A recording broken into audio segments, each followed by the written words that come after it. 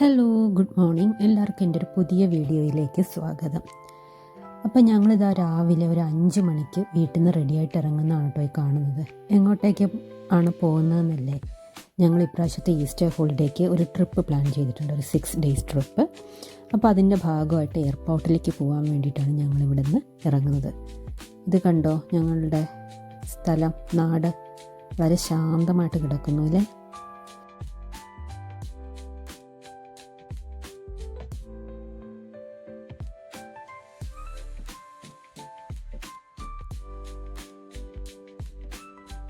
അപ്പോൾ ഞങ്ങളിതാ ഒരു 8 o'clock കൂടി മാഞ്ചസ്റ്റർ എയർപോർട്ടിലെത്തി. 10 o'clockനാണ് ഞങ്ങളുടെ ഫ്ലൈറ്റ്.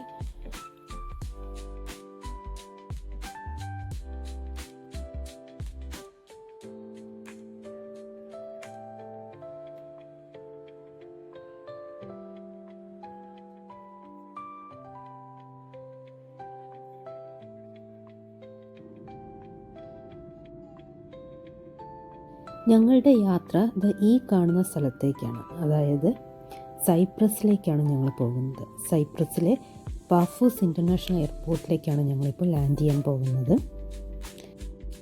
സൈപ്രസ് എന്ന് പറയുന്നത് ടർക്കിയുടെ സൗത്തിലായിട്ട് മെഡിറ്ററേനിയൻ സീയാൽ ചുറ്റപ്പെട്ട് കിടക്കുന്ന വളരെ ചെറിയൊരു കൊച്ചു ഐലൻഡാണ്. വളരെ ബ്യൂട്ടിഫുൾ ആയിട്ടുള്ളൊരു രാജ്യമാണിത്. ഇത് ആക്ച്വലി 2 ഭാഗമുണ്ട്. ഒന്ന് റിപ്പബ്ലിക് ഓഫ് സൈപ്രസും പിന്നൊന്ന് ടർക്കിഷ് ഒക്കുപ്പൈഡ് സൈപ്രസും. ഇതിൽ നമ്മൾ ഇന്ന് പോകുന്നത് റിപ്പബ്ലിക് ഓഫ് സൈപ്രസിലേക്കാണ്. സൈപ്രസിൻ്റെ ടോട്ടൽ ഏരിയ എന്ന് പറയുന്നത് ആകെക്കൂടി 9251 സ്ക്വയർ കിലോമീറ്റേഴ്സേ ഉള്ളൂ. അതായത് നമ്മുടെ കേരളമായിട്ട് കമ്പയർ ചെയ്യുമ്പോൾ അതിൻ്റെ 4/1 കുറവാണ്. അപ്പം നമുക്ക് മനസ്സിലാക്കാൻ പറ്റില്ല ഇത് എത്ര ചെറിയൊരു രാജ്യമാണെന്നുള്ളത്. അതേപോലെ തന്നെ ഇവിടുത്തെ പോപ്പുലേഷൻ 10 lakhs കുറവാണ് 2021 സെൻസസ് പ്രകാരം. അതായത് ഇത് വളരെ ചെറിയൊരു ഐലൻഡാണ്.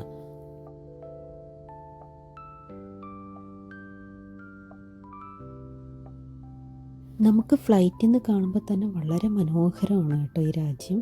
പ്രത്യേകിച്ച് ഈ സീയുടെ കളറുണ്ടല്ലോ, അതായത് greenish colour, then light blue, then dark blue, അങ്ങനെ ആ ഒരു കളർ വേരിയേഷൻ വളരെ വ്യക്തമായിട്ട് നമുക്കിങ്ങനെ ഫ്ലൈറ്റിൽ ഇരിക്കുമ്പോൾ കാണാൻ പറ്റുന്നുണ്ടായിരുന്നു. അപ്പോൾ എന്തായാലും ഞങ്ങളിതാ പാഫോസ് ഇൻ്റർനാഷണൽ എയർപോർട്ടിൽ എത്തിയിട്ടുണ്ട്.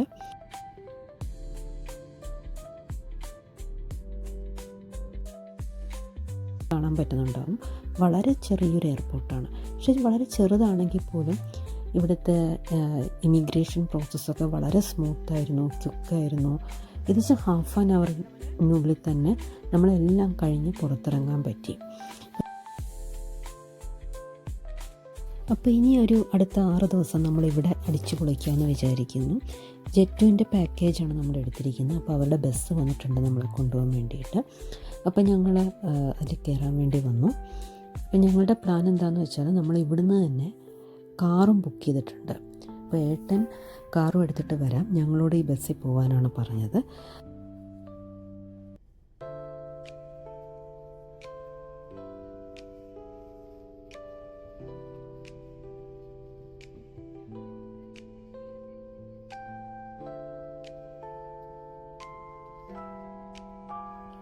നമുക്ക് ഈ സ്ഥലമൊക്കെ കാണുമ്പോഴില്ലേ, നമ്മുടെ കേരളം പോലെ തന്നെയാണ് തോന്നുന്നത്. വലിയ വ്യത്യാസമൊന്നും തോന്നിയില്ല.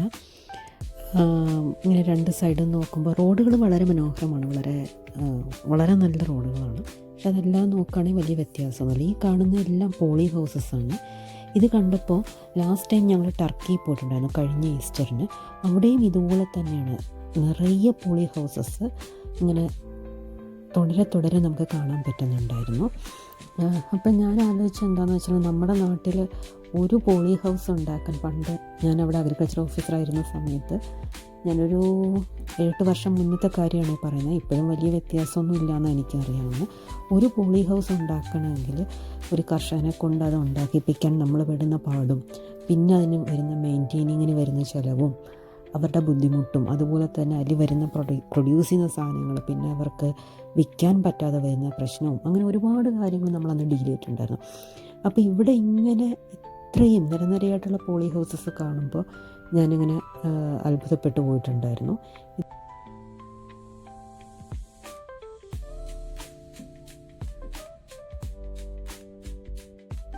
അപ്പോൾ നമ്മളിതാ അങ്ങനെ നമ്മുടെ ഹോട്ടലിൽ എത്തിച്ചേർന്നിട്ടുണ്ട്.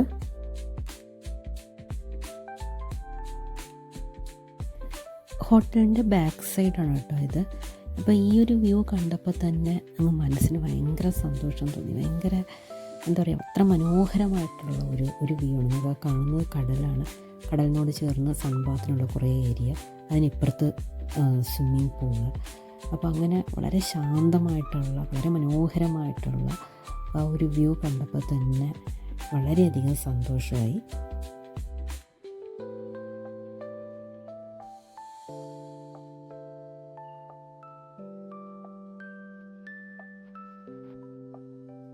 അപ്പോൾ നമുക്കിനി നമ്മൾ താമസിക്കുന്ന ഈ ആക്റ്റി ബീച്ച് ഹോട്ടൽ ആൻഡ് വില്ലേജ് റിസോർട്ടിലെ കുറച്ച് വിശേഷങ്ങൾ കാണാം. നമുക്കിവിടെ വലിയൊരു ഔട്ട്ഡോർ സ്വിമ്മിംഗ് പൂളും അതുകൂടാതെ ചെറിയൊരു 2-3 സ്മോൾ പൂൾസും ഉണ്ടായിരുന്നു ഔട്ട്ഡോർ. അല്ലാതെ ഒരു ഇൻഡോർ സ്വിമ്മിംഗ് പൂൾ ഉണ്ടായിരുന്നു. അത് അത്ര വലുതൊന്നും ആയിരുന്നില്ല. പിന്നെ നമുക്കൊരു ചെറിയൊരു ജിമ്മും പിന്നെ അതിനോട് ചേർന്ന് തന്നെ ഒരു സോനയും അതുപോലെ തന്നെ സ്പായ്ക്കുള്ളൊരു റൂമും ഉണ്ട്. ഇവിടെ ഫുഡിനായിട്ട് ഒരു മെയിൻ റെസ്റ്റോറൻറ്റ് ഉണ്ടായിരുന്നു. പിന്നെ അതുകൂടാതെ ഒരു കോക്ടെയിൽ റെസ്റ്റോറൻറ്റ്, പിന്നെ പൂളിനടുത്തായിട്ട് ഒരു പൂൾ ബാർ, അങ്ങനെ ചെറിയ ചെറിയ സജ്ജീകരണങ്ങൾ ഉണ്ടായിരുന്നു.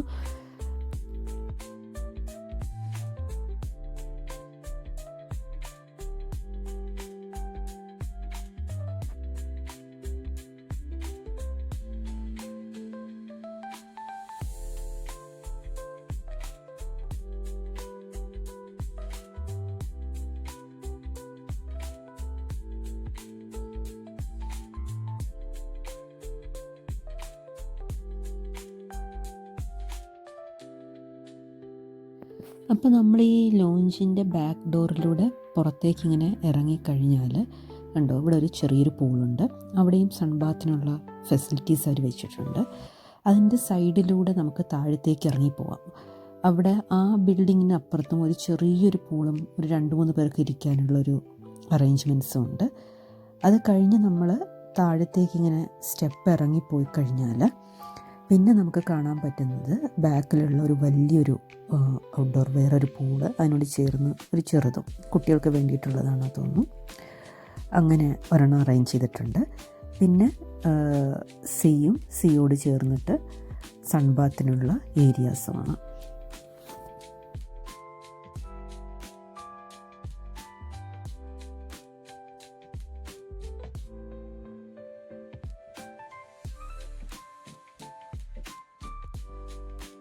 നമ്മൾ സ്റ്റേ ചെയ്യുന്നത് ഈ പൂളിൻ്റെ തന്നെ ലെഫ്റ്റ് സൈഡിലേക്ക് അങ്ങോട്ടേക്ക് ഇങ്ങനെ നടന്നു പോയി കഴിഞ്ഞാലാണ് നമ്മൾ സ്റ്റേ ചെയ്യുന്ന ഒരു 1 ബെഡ്റൂം അപ്പാർട്ട്മെൻ്റ് ആയിരുന്നു നമ്മൾ എടുത്തിരുന്നത്. അവിടേക്ക് എത്തുക. എനിക്ക് പോകുന്ന വഴി ഭയങ്കര ഇഷ്ടപ്പെട്ടിട്ടുണ്ടായിരുന്നു കേട്ടോ. കാര്യം ഈ കല്ല് പാകിയിരിക്കുന്നതും ആ ബിൽഡിങ്ങുകളുടെ ഒരു കൺസ്ട്രക്ഷനും എല്ലാം കൂടി എനിക്കെന്തോ വളരെ ഇഷ്ടപ്പെട്ടു.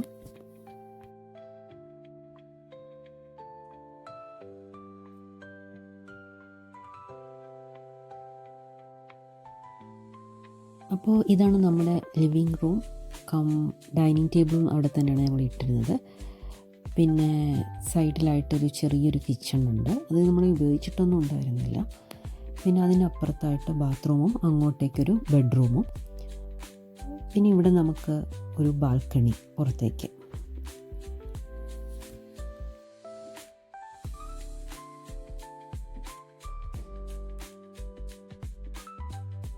അപ്പോൾ ഞങ്ങളിതാ ഒരു 6 o'clock കഴിഞ്ഞപ്പോൾ ഒന്ന് നടക്കാൻ ഇറങ്ങിയതാണ്. ഹോട്ടലിൻ്റെ ബാക്ക് സൈഡിലുള്ള ബീച്ചിൻ്റെ സൈഡിലൂടെ അവിടെ നടക്കാൻ വേണ്ടിയിട്ട് നല്ല പേവ്മെൻ്റ് ഉണ്ടാക്കിയിട്ടിട്ടുണ്ട്. അപ്പോൾ ഈ സമയത്ത് അവിടെ കാര്യമായിട്ട് ആൾക്കാരൊന്നുമില്ല. അതും കൂടി കൊണ്ടാണ് ഞാൻ വീഡിയോ എടുത്തത്. നമ്മളൊരു 10 o'clock തൊട്ടിട്ട് ഒരു 4 വരെ ഈ ബീച്ച് സൈഡ് എന്ന് പറയുന്നത് ഭയങ്കര ബിസിയാണ് ഫുൾ ടൈം. കാരണം എല്ലാവരും സൺബാത്തിന് വേണ്ടി വന്ന് കിടക്കുന്നൊരു ടൈമാണ്. അപ്പോൾ അതുകൊണ്ടാണ് ഞാനത് അവോയ്ഡ് ചെയ്തിട്ട് ഈ ഒരു ടൈമിന് വീഡിയോ എടുത്തത്.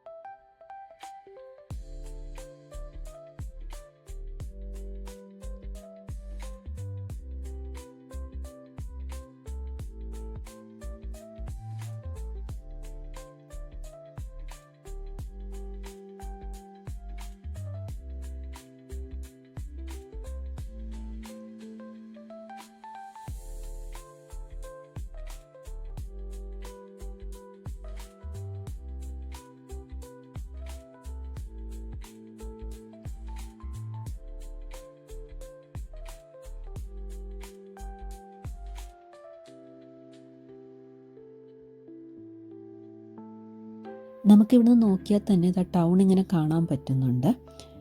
പിന്നെ ഇവിടെ നിന്ന് കാണാൻ പറ്റുന്ന വളരെ അട്രാക്റ്റീവായിട്ടുള്ളൊരു കാര്യം എന്താണെന്ന് വെച്ചാൽ ഒരു ഷിപ്പാണ്. അതായത് 1998 സ്റ്റോമിൽ ഗ്രേസ് ആക്ച്വലി സിറിയയിലേക്ക് പോകേണ്ടിയിരുന്ന ഷിപ്പാണിത്. MV ഡിമിട്രിയൂസ് 2 എന്ന് പറയുന്ന 66 മീറ്റർ ലെങ്ത് ഉള്ള ഒരു ഷിപ്പാണ്. അത് ഇവിടെ വന്ന് അടിഞ്ഞതാണ്. നല്ല ഡേ ലൈറ്റിൽ ഹോട്ടലിൽ നിന്ന് ഈ ഷിപ്പ് കാണുന്നത്, അതായത് നമ്മളവിടെ അങ്ങനെ ലോഞ്ചിലിരിക്കുമ്പോൾ നമുക്ക് കാണാൻ പറ്റും. അത് വളരെ ബ്യൂട്ടിഫുള്ളാണ്. അപ്പോൾ അങ്ങനെ ഇതാ ഞങ്ങളുടെ ഹോട്ടൽ വിശേഷങ്ങളും അവസാനിക്കുന്നു. ഇനി കുറച്ച് വീഡിയോസ് സൈപ്രസിൽ കാണാൻ ഭംഗിയുള്ള കുറച്ചേറെ വീഡിയോസുമായിട്ട് ഞാൻ വീണ്ടും എത്തുന്നതാണ്. Till then bye bye.